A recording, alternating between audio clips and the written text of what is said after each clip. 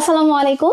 আজকের ক্লাসে আমরা বোটানির 11 নম্বর চ্যাপ্টার জীব প্রযুক্তি, যেটা থেকে তোমাদের এমসিকিউ নিয়ে অনেক সমস্যা ফেস করছিল, ওই 11 নম্বর চ্যাপ্টারের সকল এমসিকিউ আজকে আমরা আলোচনা করব। দেখো আমরা খুব দ্রুত শুরু করে ফেলি। ফার্স্টে আমরা পাচ্ছি হচ্ছে তোমার কোনটাকে আণবিক কাঁচি বা মলিকুলার সিজার্স নামে পরিচিত।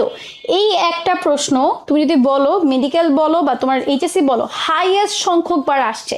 এতবার এতভাবে প্রশ্নটা আসে তুমি চিন্তা করতে পারবে না। যাই হোক, তাহলে আমাদের আণবিক কাঁচি বা মলিকুলার সিজার্স, বা এটার আরো কিছু নাম আছে, আমরা বলি হচ্ছে বায়োলজিক্যাল নাইফ। ঠিক আছে, এটার আসল নাম হচ্ছে রেস্ট্রিকশন এন্ডোনিউক্লিয়াস এনজাইম। এই রেস্ট্রিকশন এন্ডোনিউক্লিয়াস এনজাইম বা বায়োলজিক্যাল নাইফ দিয়ে আমরা কি করি, আমরা কোনো একটা ডিএনএ বা জিনের তোমার কাঙ্ক্ষিত অংশটা কাটি। কাঙ্ক্ষিত অংশটা কেটে আমরা কি করি, ওটাকে রেপ্লিকেট করানোর জন্য আর একটা প্লাজমিড বা একটা বাহকের মধ্যে দিয়ে সেটাকে আমরা কি করি, জেনেটিক ইঞ্জিনিয়ারিং এর ব্যবহার করি। ঠিক আছে, যাই হোক, এখন দেখো রেস্ট্রিকশন এনজাইমের কয়েকটা টাইপ নাম লেখা আছে তোমাদের বইয়ের মধ্যে। এগুলো থেকেও একবার এইচএসসি পরীক্ষার প্রশ্ন এসেছে। কি কি? বাম HI, hint 3, eco RI, HPA2, MBO1। তাহলে দেখো 1 2 3 দিয়ে এই তিনটা মনে রাখবা, আর ইকো আরআই আর বাম এইচআই। ঠিক আছে, সো আশা করি আপনাদের এইটা আপনারা এখন থেকে পারবেন। পরের প্রশ্ন দেখো, এক মিনিট। এটা তোমার কি আসছে, একটা জিনের বহু সংখ্যক হুবহু কপি তৈরি করতে, হুবহু কপি বলেছে কিন্তু একই সংখ্যক একটা জিনেরই বহু সংখ্যক অনেকগুলো তুমি একদম সিমিলার কপি তৈরি করো, তাহলে সেটা কোনটা? সেটা কি genome sequencing? No, genome sequencing আমরা একটা কপি মানে অনেকগুলো একে হুবহু কপি তৈরি করি না। ঠিক আছে, তাহলে সেটা কি আমার জিন প্রকৌশল? নো, জেনেটিক ইঞ্জিনিয়ারিং আমরা এটা করি না। জেনেটিক ইঞ্জিনিয়ারিং আমাদের কাজ কি থাকে, ধরো তোমার একটা হচ্ছে তোমার মিষ্টি আম, একটা হচ্ছে তোমার মিষ্টি আমের গাছ, একটা তোমার হচ্ছে টক আমের গাছ। তখন আমি করবো কি, মিষ্টি আমের গাছ থেকে ওই মিষ্টি তৈরি করার জিনটাকে নিয়ে টক আমের মধ্যে ট্রান্সফার করবো, যাতে আমার পরবর্তীতে যতগুলো আম বের হবে টক আমের গাছে সেগুলো মিষ্টি হবে। আর মানে একটা কাঙ্ক্ষিত বৈশিষ্ট্যের জন্য আমরা একটা উদ্ভিদের মধ্যে চেঞ্জ করব। তাহলে হুবহু কপি আমরা কোন ক্ষেত্রে করি? জিন ক্লোনিং এর ক্ষেত্রে করি। ধরো আমি কখন ক্লোনিং করব, যখন আমি ওই যে মিষ্টি আমের ইয়াটাকে নিয়ে ওইটাকে ধরে ধরে আমি ক্লোন করবো, যাতে আমার আরো বেশি মিষ্টি আম তৈরি হয়। তাহলে আমরা হুবহু কপি তৈরি করার জন্য কি করি, ক্লোনিং করি। কারণ ক্লোন মানে তোমার হুবহু কপি। এখন দেখো এখানে আমি একটা জিনিস লিখে দিচ্ছি, সেটা হচ্ছে মানব জিনোম কয়টা? মানব জিনোম হচ্ছে আমাদের এক সেট বা এক জোড়া বা হচ্ছে তোমার দুইটা। ঠিক আছে, এটা কিন্তু তোমার পরীক্ষা আসছে। এখন দেখো জিনোম সিকোয়েন্সিং আপনারা তোমাদেরকে বলে ফেলছি। তো জিনোম সিকোয়েন্সিং এর সবচেয়ে বেশি ইউজ হচ্ছে এখন তোমার ধরো একটা প্রাণীর জিনোমিক কনস্টিটিউশন কিরকম সেটা রহস্য উন্মোচনের জন্য। যেরকম আমাদের ডক্টর মাকসুদুল আলম, তিনি হচ্ছে একটা পুরো যুগান্তকারী করেছেন। তিনি পার্টের জিনোম সিকোয়েন্সিং আবিষ্কার করেছেন এবং সেখানে পেয়েছেন পার্টের জিনোম সিকোয়েন্সিং এ পার্টের বেস পেয়ার কত, 120 কোটি বেস পেয়ার আছে। এখন দেখি যে এই যে জিনোম সিকোয়েন্সিং আমরা পড়ছি, এর সবচেয়ে বেশি ব্যবহার হচ্ছে হয় তোমার এখন ডিএনএ ফিঙ্গারপ্রিন্টিং এ। তো ডিএনএ ফিঙ্গারপ্রিন্টিং কি? ডিএনএ ফিঙ্গারপ্রিন্টিং কিছুই না, ধরো হচ্ছে আমার আঙ্গুলের ছাপটাকে নিয়ে আমি এখান থেকে আমার জিনোমটাকে বের করবো, মানে আমার জিন কি সেটা থেকে আমি অনেক কিছু বের করতে পারি। ধরো আমার সাথে আমার, যেহেতু আমার এখানে জিন আছে, এখানে আমার ডিএনএ আছে, তাহলে এটা দিয়ে আমি কি করতে পারি, আমার বাবার সাথে বা আমার নিকট আত্মীয়ের সাথে আমার সম্পর্ক খুঁজে বের করতে পারি। তাহলে দেখো আমারটার সাথে আমার বাবারটা মিল আছে। ধরো কোন একটা বাচ্চার তুমি বুঝতে পারতেছো না যে ওর বাবাকে বা ওর মাকে, তখন তুমি করবা কি, তখন তুমি ওর ডিএনএ ফিঙ্গারপ্রিন্টিং নিয়ে জিনোম সিকোয়েন্সিং করে দেখবা যে ওর সাথে মিল আছে, নিকট আত্মীয়ের সাথে মিল পাওয়া যায়। আরো সবচেয়ে বেশি ব্যবহার হচ্ছে সেটা হচ্ছে অপরাধ শনাক্তকরণে। দেখা যায় কি অপরাধী অপরাধ করে চলে গেছে, বাট সে কিছুটা ধরে গেছে, ওখান থেকে তুমি তার স্যাম্পলটা কালেক্ট করে সেখান থেকে তুমি জিনোম সিকোয়েন্সিং করে বের করতে পারবে। তাহলে দেখো আমার ডিএনএ ফিঙ্গারপ্রিন্টিং এর মাধ্যমে কি কি শনাক্ত করা যায়? অপরাধী, ইয়েস। বিতর্কিত শিশুর প্রকৃত পিতামাতা, ইয়েস। নিকটাত্মীয়দের মধ্যে সম্পর্ক, ইয়েস। তাহলে আমার অ্যান্সার হচ্ছে ডি। ঠিক আছে, আচ্ছা এরপরের প্রশ্ন দেখো, টিস্যু কালচার মিডিয়ামে কোন উপাদান থাকা প্রয়োজন? টিস্যু কালচার তোমার জন্য খুবই ইম্পর্টেন্ট, এটা ছবি সহ তোমার জানতে হবে। তো টিস্যু কালচার মিডিয়াম কি, ফার্স্ট আমরা টিস্যু কালচারের ক্ষেত্রে কি করবে তোমাকে স্টেপ বাই স্টেপ বলি। আগে চলে আসি টিস্যু কালচারের জনককে। টিস্যু কালচারের জনককে, এটা কিন্তু তোমার এইচএসসি পরীক্ষা আসা প্রশ্ন, গটলিয়ের হেবারল্যান্ড। ঠিক আছে, আচ্ছা টিস্যু কালচারের মধ্যে আমরা কি করি? টিস্যু কালচারের মধ্যে মেইনলি ধরো আমরা টিস্যু কালচারের অনেকগুলো পড়বো কি কি করি এর দ্বারা। তুমি তো বলো যে হুবহু মাতৃ বৈশিষ্ট্য সম্পন্ন যদি কোনো উদ্ভিদ তৈরি করতে চাই, তাহলে মেইনলি আমি টিস্যু কালচার করি। ধরো আমি করি কি, আমার হচ্ছে ওই যেটা বললাম তোমাকে, ওই মিষ্টি আমটার মতনই একটা ছোট গাছ লাগবে, তখন আমি করবো কি, মিষ্টি আম থেকে তোমার টিস্যু কালচারের মাধ্যমে আরো ছোট ছোট ওইরকম গাছ তৈরি করবো। ঠিক আছে, তারপর ধরো আমি এখন জিনোম সিকোয়েন্সিং আমি এখন ধরো তোমার জেনেটিক ইঞ্জিনিয়ারিং করে ফেলছি। জেনেটিক ইঞ্জিনিয়ারিং ফলে আমি একটা কাঙ্ক্ষিত উদ্ভিদ বা কাঙ্ক্ষিত জীব পেয়ে গেছি, তখন আমি করবো কি, সেখানে আমি তোমার টিস্যু কালচার করবো। যাই হোক, এখন দেখো টিস্যু কালচারে তোমার মিডিয়াম, টিস্যু কালচারের জন্য আমার একটা মিডিয়া তৈরি করতে হয়। ওই মিডিয়ার মধ্যে আমার ওই যে আমি যে ইয়াটাকে আলাদা করেছি, এটা চলে আসি আমরা টিস্যু কালচারের জন্য মাতৃ উদ্ভিদ থেকে যে অংশটাকে আলাদা করি সেটাকে আমি বলেছি এক্সপ্লান্ট। তুমি কেমন রাখবা? এক্সপেরিমেন্ট প্লান্ট, তাহলে শর্ট করে তোমার এক্সপ্লান্ট। ঠিক আছে, আচ্ছা এক্সপ্লান্ট থেকেও প্রশ্ন আছে। তো এখন ওই এক্সপ্লান্টটাকে তো আমার পেলে পুষে বড় করতে হবে, তাই না? তাহলে একটা মিডিয়া তৈরি করতে হবে। তাহলে ওই মিডিয়ার মধ্যে কি থাকে দেখো, ওই মিডিয়ার মধ্যে আমি ম্যাক্রো এবং মাইক্রো উপাদানগুলো, আপু তোমাদেরকে 9 নম্বর চ্যাপ্টার এমসি ক্লাসে ম্যাক্রো এবং মাইক্রো উপাদান পড়াই দিয়েছি, ঠিক আছে? এছাড়া তোমার কি কি মিক্স করতে হবে, এখানে ভিটামিন মিক্স করতে হবে, সুক্রোজ দিতে হবে 2 থেকে 4%, আর তোমার ফাইটো হরমোন মানে হচ্ছে উদ্ভিদের বৃদ্ধিকারক হরমোন, সেগুলো অ্যাড করতে হবে। আচ্ছা, এছাড়াও এখন তুমি যখন অ্যাড করছো, কাচের পাত্রের মধ্যে সবকিছু অ্যাড করলা, এখন এগুলাকে তোমার পরবর্তীতে কি করতে হবে, জীবাণুমুক্ত করতে হবে। তো তুমি জীবাণুমুক্ত করার জন্য কি করবে দেখো, জীবাণুমুক্ত করার জন্য আমি অটোক্লেভ মেশিন ইউজ করব। অটোক্লেভ মেশিনে তোমার 121 ডিগ্রি সেলসিয়াস তাপমাত্রায় 15 পাউন্ড চাপে 20 মিনিট পর্যন্ত রেখে আমি তাকে জীবাণুমুক্ত করব, ঠিক আছে?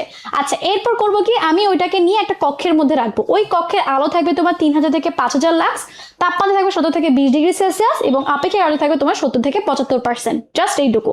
আর দেখো, আমরা টিস্যু কালচারের ক্ষেত্রে অনেক কিছু কালচার করি, মেরিস্টেম কালচার করি, শিশুমুখল কালচার করি।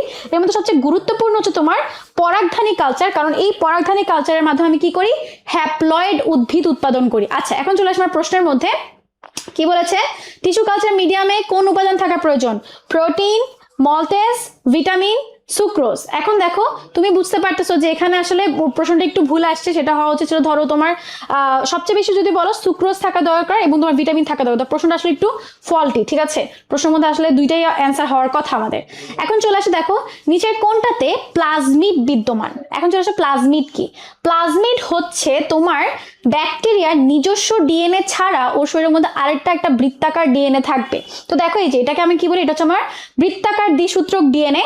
এখানে খুবই অল্প সংখ্যক জিন থাকে, আণবিক ভর 10⁶ থেকে তোমার 210⁶ ডাল্টনের মতো, এবং এটা কনজুগেশনের মাধ্যমে এক ব্যাকটেরিয়া থেকে আরেক ব্যাকটেরিয়ার মধ্যে যেতে পারে। প্লাজমিড আমাদের লাগে কেন? কারণ আমরা এই প্লাজমিডটাকে বাহক হিসেবে ব্যবহার করে কি করি, আমরা ওই যে কাঙ্ক্ষিত জিনটাকে আমরা ফার্স্টে করি কি, প্লাজমিডটাকে ধরে রেস্ট্রিকশন দিয়ে কাটি, তারপর ওই যে ওটা তো আমরা কেটেই আনছি না কাঙ্ক্ষিত জিনটাকে, তারপর ওটার মধ্যে বসাই, লাইগেজ দিয়ে লাগাই, লাগানোর পর কিচ্ছু করে না, জাস্ট ফার্মেন্টেশন ট্যাঙ্কে নিয়ে ওটাকে বৃদ্ধি করি, ঠিক আছে?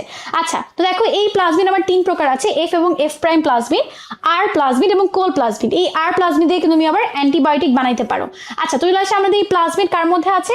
আমাদের সবচেয়ে কমনলি আমাদের লার্জ ইন্টেস্টাইনে থাকে কোলাই যে ব্যাকটেরিয়া, এর মধ্যে আমরা প্লাজমিডটাকে পাই, ঠিক আছে? ওকে, এরপর প্রশ্ন দেখো, নিচের মানুষের ক্যান্সার প্রতিরোধ করে কোনটা? আমি তোমাদের আগের ক্লাসেও বলেছিলাম যে ক্যান্সার প্রতিরোধকারী বা আমাদের ভাইরাস প্রতিরোধকারী একটা হচ্ছে ইন্টারফেরন। ইন্টারফেরন ছাড়া তুমি আর কোথাও ক্যান্সার প্রতিরোধে কোথাও এই লাইনটা পাবাই না, ঠিক আছে? তাহলে ইন্টারফেরন হচ্ছে আমাদের ক্যান্সার প্রতিরোধ করে। এর বাণিজ্যিক নাম কি? বিটাফেরন। এটাও আমরা তোমার জেনেটিক ইঞ্জিনিয়ারিং এর মাধ্যমে তৈরি করতে পারি, ঠিক আছে? আচ্ছা, চলে আসো এরপর এই যে ছবিটা যে তোমাকে বলছিলাম, এই দেখো, এটা পুরোটা হচ্ছে আমার প্লাজমিড। এই প্লাজমিডটাকে কাটছি, কেটে আমি কাঙ্ক্ষিত জিনটাকে বসে, তাহলে আমার পি কি? পি হচ্ছে আমার কাঙ্ক্ষিত জিন, ঠিক আছে? আর যদি বলি কিউটা কি, কি হচ্ছে আমার রিকম্বিনেন্ট জিন, কারণ এখন আমি যেটাকে রিকম্বিনেশন করে কাঙ্ক্ষিত জিন সহ একটা বাহক তৈরি করে। দেখো, পি চিহ্নিত অংশ কি আমার? পি চিহ্নিত অংশ হচ্ছে আমার কাঙ্ক্ষিত জিন। এখন চলে আসি, এখন যেহেতু আপু তোমাকে একটা জেনেটিক ইঞ্জিনিয়ারিং এর ছবি দেখাইছি, জেনেটিক ইঞ্জিনিয়ারিং ব্যবহার করে আমরা কি কি তৈরি করি, এটা একটা শর্ট আমি এখানে দিয়ে দিয়েছি। এই যে কি কি তৈরি করি, এটা তোমার জন্য খুবই খুবই খুবই গুরুত্বপূর্ণ, ঠিক আছে?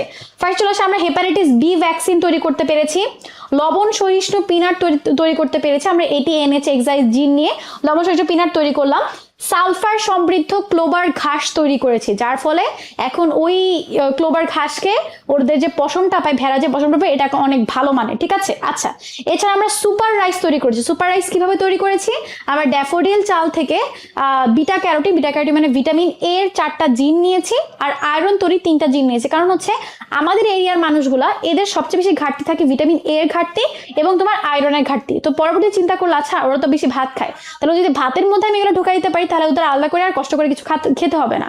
তাই কি করা হয়েছে, তোমার ভাতের মধ্যেই এই ভিটামিন এ এর 4টা জিন এবং তোমার হচ্ছে আয়রনের 3টা জিন অ্যাড করে তোমার সুপার রাইস তৈরি করেছে, ঠিক আছে? ইঙ্গোপট্রিকাস। আচ্ছা, এরপর দেখো, রোগ প্রতিরোধী জাত তৈরি করা সম্ভব হয়েছে তোমার জেনেটিক ইঞ্জিনিয়ারিং ব্যবহার করে। এছাড়া আর কি কি পাচ্ছি আমরা?